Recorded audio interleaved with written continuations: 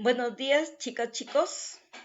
Hoy día vamos a trabajar el área de historia, ¿no? Y el tema va a ser los burgos y sus características. Quien le habla es Sumi Yoconda y está dirigida para chicos y chicas de tercer año de secundaria. La ciudad medieval es una ciudad amurallada que aparece como lugar cerrado dentro del paisaje agrícola y forestal, sirviendo de fortaleza defensiva y refugio de los habitantes y campesinos del entorno, a la vez que constituye el mercado del área de influencia. Durante la Edad Media, caracterizada por las sucesivas oleadas de invasiones que se sucedieron hasta el siglo X, ¿no? Debido a germanos, musulmanes, vikingos, húngaros, continuó el proceso de ruralización, que se remonta a la crisis del siglo III y se impone el feudalismo. La principal autoridad de las decaídas ciudades romanas fue la del obispo. En cambio, en la Europa bárbara, a la que no llegó el Imperio Romano, tiene lugar en estos siglos una lenta extensión de las formas propias de la civilización romana cristiana y el surgimiento de nuevas ciudades. En el burgo surgen actividades distintas a las agrícolas.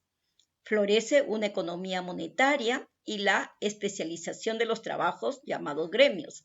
La ciudad es ahora un marco heterogéneo donde el hombre rural se libera de su dependencia ancestral, o sea, la servidumbre feudal, ¿no?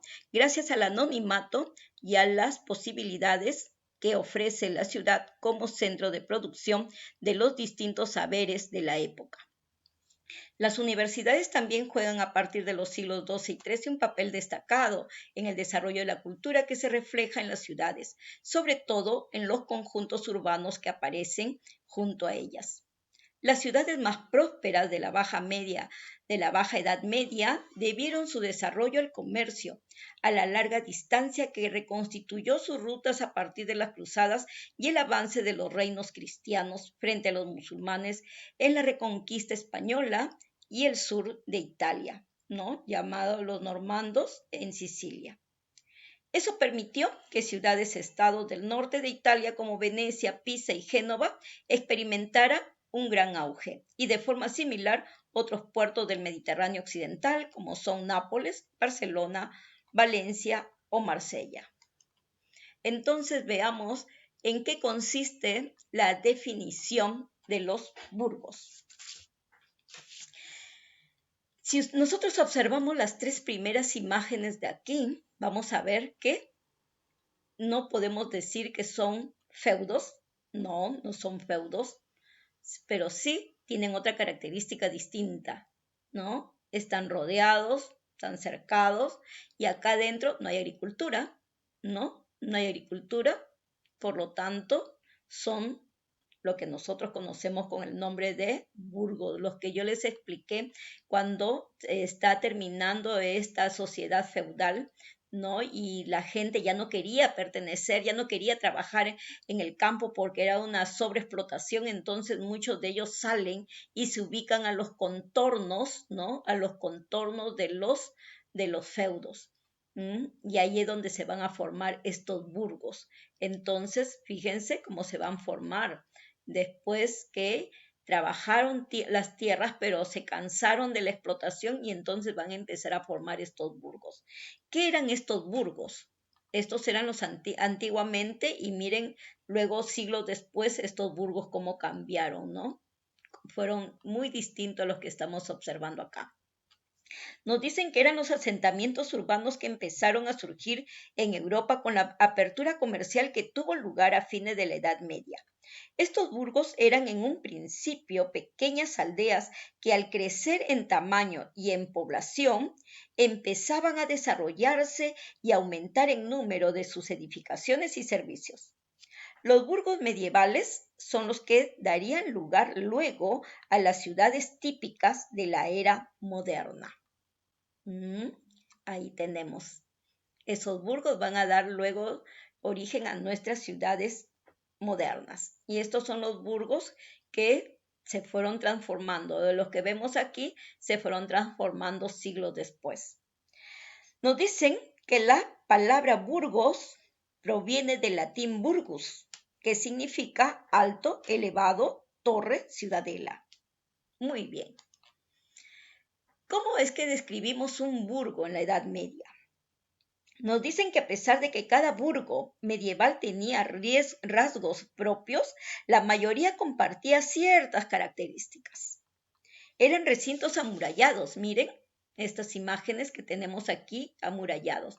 Estos ya son burgos o sea, son burgos pero ya modernizados, ¿no? Pero tienen las características de un burgo. Estos eran los burgos de la Edad Media y estaban amurallados y aquí lo vemos. Ya saben ustedes por qué tenían que amurallarse, ¿no? Lo que aseguraba su paz. Sus puertas se cerraban en las noches y se abrían de nuevo en la mañana.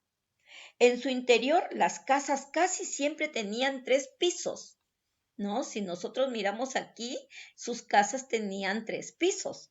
El primer piso, ¿no? El primero estaba construido de piedra, dice. Servía de taller y de tienda. El segundo y el tercero, en cambio, se usaban como viviendas y eran de madera.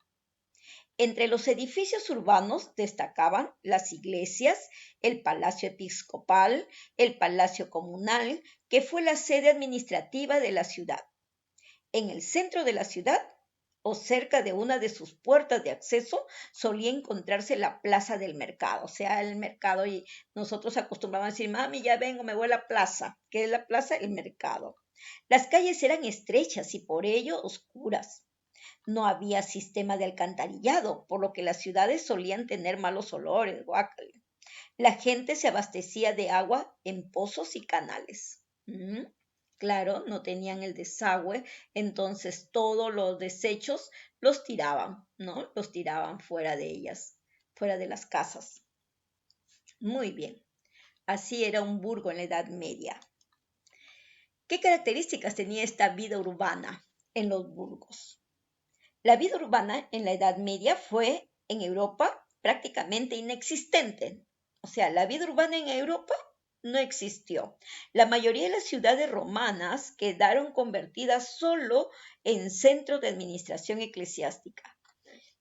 Muy pocas personas vivían en ellas, pero sin embargo, a partir del siglo XII, esta situación cambió como consecuencia del aumento demográfico, del desarrollo económico y de la necesidad de los mercaderes de establecerse en un lugar fijo.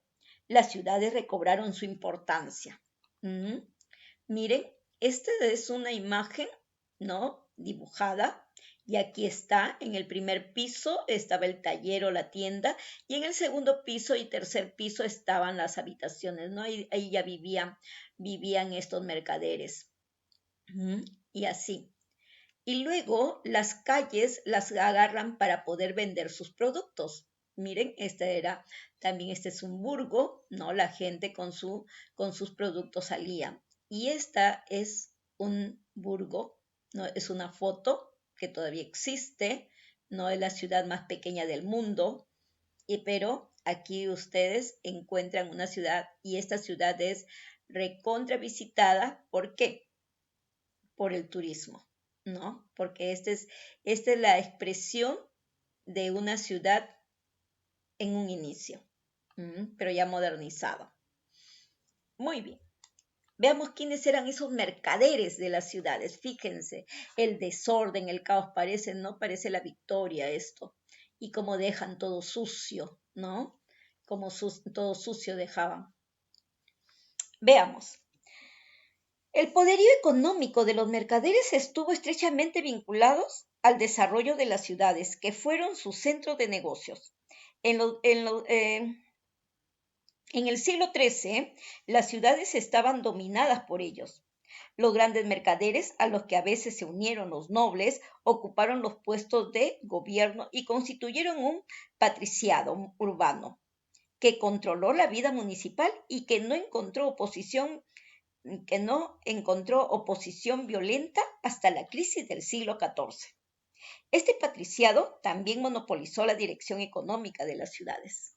Y aquí ustedes van a ver estos mercaderes vendiendo sus animales, que se dedicaban a la venta, al comercio, ¿no? Sus productos que ellos podían producir, ya sean agrícolas o ya sean productos como por ejemplo zapatos, ¿no? La ropa que ellos producían. Ven, aquí estos mercaderes están llevando sus productos a la venta. Estos señores vendían su pescado, este está vendiendo su pollo y aquí también sus productos alimenticios y esto eran ferias, ¿no? Ferias desordenadas en estas dos igual. Nada ha cambiado porque igualito seguimos en pleno siglo XXI, siguen igual el desorden, ¿no? Entonces no hemos cambiado en nada.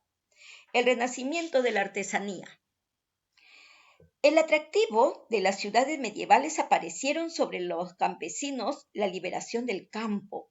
A partir del siglo XII, cierta cantidad de mano de obra que trabajó en la industria urbana, ¿no? O sea, sale gente del campo y se va a trabajar a la industria urbana. En la Edad Media, la industria no contaba con grandes maquinarias y su producción era limitada, es decir, era de tipo artesanal. Por eso a los obreros se les llamó artesanos. Los artesanos medievales del siglo XII retornaron a las viejas técnicas. Y aquí ustedes están viendo, ¿no? Miren cómo, por ejemplo, transformaban los metales en pectorales, ¿no? Aquí estaba el maestro y aquí tenía a dos aprendices o tenía también, si no eran aprendices, era a otro joven o a otras personas que estaban enseñándole recién, ¿no? Este joven que tenía ya 10 años al mando del maestro se le llamaba oficial. Primero empezaba como aprendiz, luego después de 10 años, según la apreciación del maestro, lo oficiaba como el oficial, ¿no? Y después de años tenía que convertirse en maestro, pero ya siempre y cuando era dueño de ese taller. Aquí el dueño era este señor y por lo tanto él era el maestro y ellos eran oficiales o eran aprendices. Aquí también estamos observando, ¿no? Que están en el taller de carpintería, están trabajando. Aquí tenemos panaderos, ¿no? Y fíjense, esta es una casa a taller de un artesano. La tienda en el primer piso, segundo y tercer piso, la vivienda. Y aquí también tenemos los trabajos que se hacían. Y a estos señores se les conocía con el nombre de artesanos. Muy bien, pasamos. El trabajo y los gremios. Los habitantes de la ciudad se especializaban en un oficio y compraban en el mercado lo que no producían. Los artesanos en un mismo oficio y los comerciantes se agruparon en gremios. Y por eso es que hablamos acá de la jerarquía del gremio, ¿no? Primero es el maestro, él es el que manda, el dueño del taller. Este llama a jóvenes para que aprendan, por eso se les llama aprendices. Y después de 10 años de aprender, el maestro ya los titula como oficiales. ¿Y por qué tanto tiempo? Porque el maestro exigía que se haga tal como él sacaba su producto. Excelente, de primera calidad. Así es como este joven, este aprendiz, tenía que conocer todas las técnicas, ya sea de la panadería, ya sea de la sastrería, ya sea de la zapatería, ya sea de, por ejemplo, de la joyería, ¿no? Tenía que aprenderlo, pero lo mínimo, para que los productos sean de excelente calidad.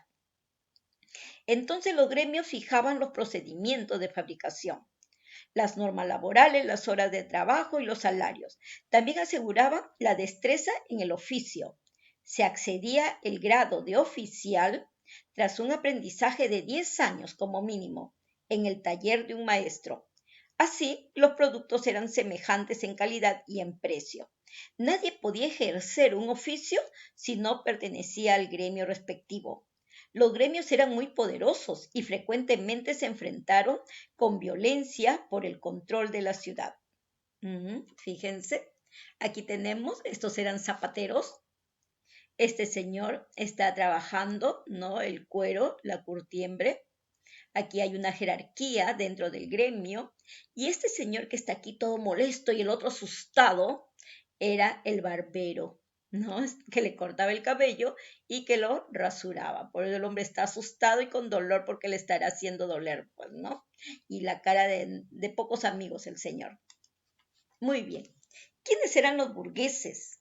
¿No? ¿Y cómo aparece la burguesía? El papel protagónico en el desarrollo de las ciudades lo tuvieron sus habitantes, los burgueses. Bajo este nombre pasó a designarse a todas aquellas personas cuya riqueza se basaba en el dinero y no en la tierra. Ojo, la riqueza se basaba en el dinero y no en la tierra. El enriquecerse con dinero y no dedicarse a actividades rurales distinguió a los burgueses de los campesinos y de la nobleza feudal. Por eso formaron una nueva clase social, la burguesía. La aparición de la burguesía rompió el rígido esquema de la sociedad feudal de órdenes. La mayoría de los burgueses no pertenecían a ninguno de los órdenes. Ellos eran mercaderes y artesanos especializados en diversos trabajos, como por ejemplo panaderos, herreros, carpinteros, entre otros oficios. Y aquí ustedes los ven, eran los ricos, ¿no? Los ricos, esta clase burguesa que no tenía nada que ver con el campo, porque si tenían que ver con el campo, entonces eran despreciados. Muy bien, entonces estos burgueses se dedicaban ¿no? A tener un oficio. ¿Qué eran? ¿Qué eran? Panaderos, zapateros, ¿no? Herreros, pero tenían plata, pues porque sus productos los vendían y este dinero es lo que los hace ricos. Y de aquí es donde van a venir las clases sociales. Muy bien. Esos burgueses, como tenían el dinero, ellos van a poder organizar revoluciones y esas revoluciones es lo que les va a dar más estatus todavía, ¿no? Y ellos van a buscar libertades. Por ejemplo, la libertad de expresión, van a exigir que se dé la libertad de expresión, la libertad de poder trasladarse en cualquier momento por todo el reino. Y es así como la nobleza invirtió su riqueza en el comercio, se dedicó personalmente a los negocios y acaparó los cargos políticos de la ciudad. De esa manera, la nobleza se aburguesó. En otras ciudades, en cambio, los mercaderes plebeyos acapararon el poder y al hacerlo buscaron liberarse del control que ejercían sobre ello la nobleza. Algunos mercaderes optaron por aliarse a los nobles, por ejemplo, casándose con las hermanas del rey o con los hermanos del rey, ¿no? O comprándoles sus títulos de nobleza. En esos casos fueron los burgueses los que se ennoblecieron. Sin embargo, generalmente los burgueses se liberaron del dominio feudal emprendiendo sublevaciones y contratando mercenarios que forzaran a la nobleza a renunciar a sus derechos. Aquí tenemos nosotros a estos burgueses dirigiendo las sublevaciones. Y las diferencias sociales. En esta época, no en este momento, solamente van a haber dos clases sociales, los ricos y los pobres. Punto, no hay más. Al principio había igualdad en la ciudad. La sociedad urbana contrastaba con la jerarquización feudal. Con el tiempo se acentuaron las diferencias entre ricos y pobres y nació el concepto de ciudadanía. Para ser ciudadano y obtener las ventajas urbanas había que tener recursos para pagar un impuesto especial a la comuna y poseer una casa en la ciudad. Ciudadanos eran los más prósperos, los que se dedicaron a la industria textil, la más importante en la Edad Media, y los mercaderes en los que comercializaban telas finas, ¿no? Gasas y objetos de lujo. En el nivel más bajo estaban los trabajadores marginados que no accedían a la ciudadanía y se excluían de los gremios. Entonces ahí están las dos clases sociales, los ricos y los pobres, punto. Y aparece una nueva espiritualidad, ¿no? La aparición de ¿no?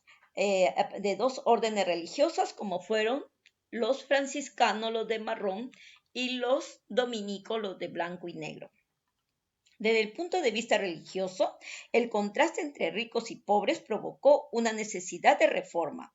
De esta manera surgieron en el siglo XIII las órdenes religiosas como los franciscanos y los dominicos. Ambos adoptaron una moral basada en la austeridad y se instalaron en las ciudades, relacionándose con sus problemas.